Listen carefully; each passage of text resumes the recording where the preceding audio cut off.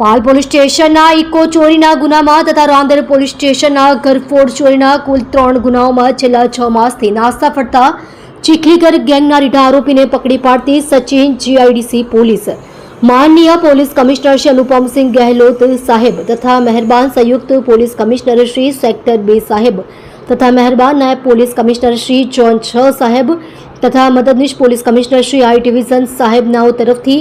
વણ શોધાયેલ ગુના શોધી કાઢવા તથા નાસ્તા ફરતા આરોપીઓને પકડી પાડવા આપેલ સૂચનાઓ અનુસંધાને પોલીસ ઇન્સ્પેક્ટર શ્રી કે એ ગોહિલનાઓના માર્ગદર્શન હેઠળ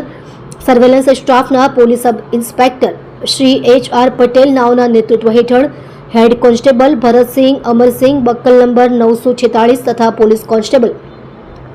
દિનેશભાઈ અમૃતલાલ બક્કલ નંબર 663 નાઓએ ટેકનિકલ સર્વેલન્સ તેમજ હ્યુમન સોર્સિસના આધારે પાલ પોલીસ સ્ટેશનના ઇકો ચોરીના ગુનામાં તથા રાંદેર પોલીસ સ્ટેશનના ઘરફોડ ચોરીના કુલ 3 ગુનાઓમાં છેલ્લા 6 માસથી નાસ્તા ફરતા ચીખલીગર ગેંગના રીઢા આરોપીઓ બોબીસિંહ ઘુંઘરુસિંહ ઉર્ફે બચ્ચનસિંહ તિલપિતિયા